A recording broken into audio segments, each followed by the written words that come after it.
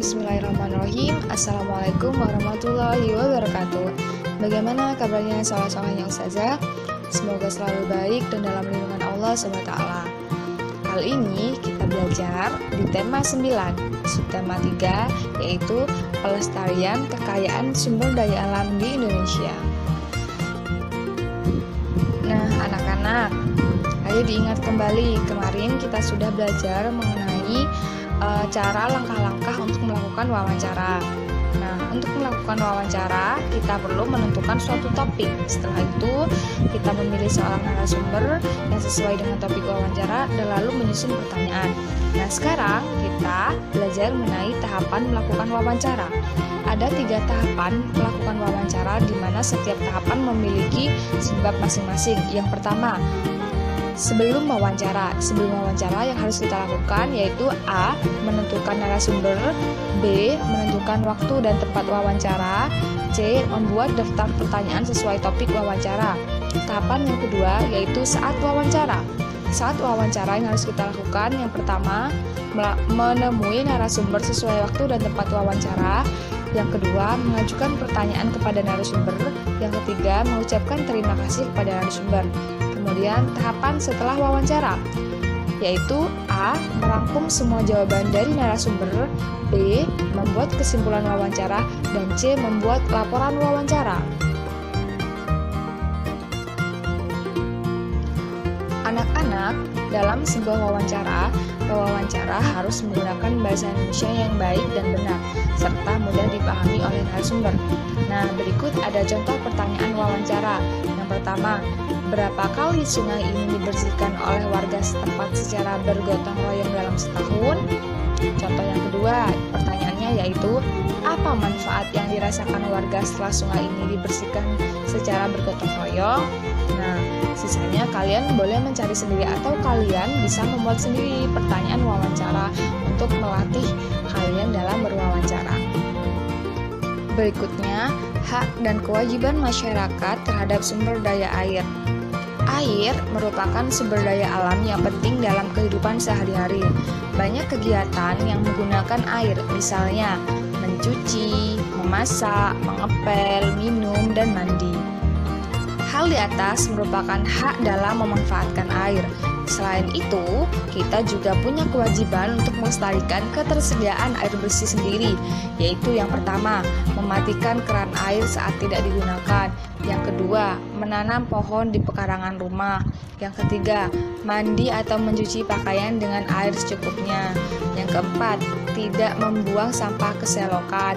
Yang kelima, tidak menebang pohon yang dapat mengganggu kelestarian air. Pelaksanaan hak dan kewajiban ini harus dilakukan secara seimbang agar sumber daya air tetap terjaga keseimbangannya.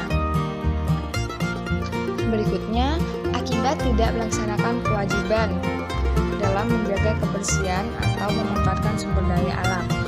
Nah, menjaga sumber daya alam yang terdapat di lingkungan sekitar merupakan suatu kewajiban bagi setiap warga negara. Apabila kewajiban tersebut telah dipenuhi, maka kita pun dapat menerima hak untuk menikmati sumber daya alam tersebut. Misalnya, apabila kita membuang sampah ke sungai, lalu sungai tersebut akan menjadi semakin sempit karena sampah akan mengakibatkan banjir. Selain itu, tercium aroma tidak sedap. Nah, dari hal-hal di atas, ini akan merugikan kita semua. Namun, apabila kita tidak melaksanakan kewajiban pelestarian tersebut, kita pun tidak akan bisa menikmati sumber daya alam yang ada di sekitar kita. Jadi, kita harus menjaga dan melaksanakan kewajiban kita mengenai menjaga sumber daya alam. Sikap persatuan dan kesatuan dalam melestarikan sumber daya alam. Melestarikan sumber daya alam merupakan kewajiban semua orang. Hal tersebut dilakukan agar sumber daya alam tetap lestari dan bisa dimanfaatkan. Berikut contoh sikap persatuan dan kesatuan dalam melestarikan sumber daya alam. Yang pertama, kerja bakti membersihkan selokan yang penuh dengan sampah. Yang kedua, bergotong royong membersihkan sungai dari sampah. Yang ketiga, bergotong royong membangun sarana kebersihan. Dan yang keempat, menanam bibit pohon di sekitar tanaman. Pemanfaatan sumber daya alam secara bijaksana. Sumber daya alam banyak dimanfaatkan oleh manusia untuk memenuhi kebutuhan hidupnya. Namun, kekayaan sumber daya alam tersebut akan cepat habis jika dimanfaatkan secara berlebihan. Oleh karena itu, sumber daya alam harus dimanfaatkan secara bijaksana. Berikut contoh pemanfaatan sumber daya alam secara bijaksana. Yang pertama, menggunakan sumber daya alam sesuai kebutuhan saja. Yang kedua, tidak mengubah lahan hutan menjadi perumahan. Yang ketiga, menerapkan sistem tebang pilih tanaman. Yang keempat, melakukan reboisasi pada lahan pilih tanaman. Dan yang kelima, mereklamasi atau memperbaiki lahan bekas tambang. Pemanfaatan energi alternatif. Kita semua telah mengetahui bahwa Indonesia memiliki berbagai macam sumber energi yang dapat kita manfaatkan. Contohnya, minyak bumi. Minyak bumi dimanfaatkan sebagai bahan baku pembuatan bensin, pelumas, lilin, dan plastik. Akan tetapi, penggunaan sumber energi terus-menerus tanpa adanya upaya penghematan akan menyebabkan ketersediaan minyak bumi di alam akan habis. Oleh karena itu, kita perlu melakukan upaya penghematan dalam penggunaan energi di alam. Salah satu upaya menghemat penggunaan sumber energi adalah menggantinya dengan sumber energi alternatif. Sumber energi alternatif merupakan sumber energi yang tersedia di alam dalam jumlah yang melimpah dan tidak akan habis walau digunakan secara terus-menerus. Penggunaan sumber energi alternatif juga tidak menimbulkan polusi. Contohnya, ada matahari, angin, air, panas bumi, biogas, dan biomasa. Nah, berikut usaha-usaha pelestarian sumber daya alam. Yang pertama, daur ulang botol plastik jadi pot tanaman. Botol plastik yang ada di sekitar kita pasti banyak. Nah, kita bisa memanfaatkan salah satunya menjadi pot tanaman. Pasti kalian pernah melihatnya, pot tanaman yang terbuat dari botol plastik. Yang kedua, cahaya matahari untuk pembangkit listrik.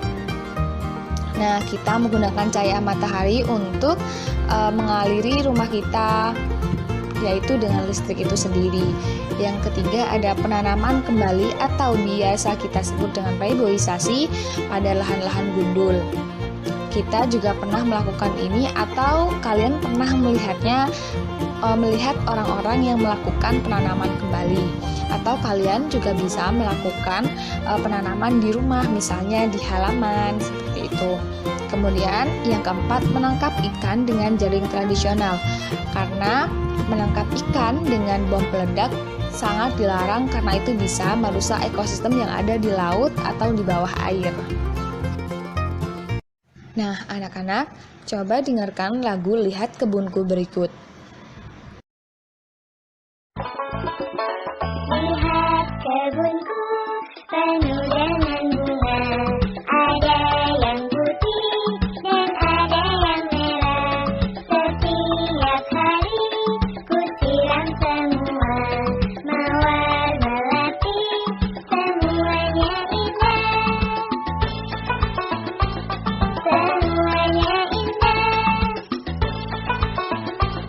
Semuanya indah. Makna lagu bertema lingkungan. Selain menyanyikan lagu dengan tempo dan tinggi rendahnya nada, kita juga harus mengetahui makna lagu. Makna lagu penting karena kita dapat menyanyikan lagu dengan penuh penghayatan. Misalnya lagu Lihat Kebunku yang tadi sudah kalian dengarkan. Dalam lirik lagu tersebut diceritakan keindahan suatu kebun yang dirawat dengan baik. Demikian pembelajaran tema 9 subtema 3. Semoga bermanfaat, jangan lupa dipelajari. Kalian di rumah jangan lupa jaga kesehatan, selalu cuci tangan, ketika keluar jaga jarak dan jangan lupa pakai masker.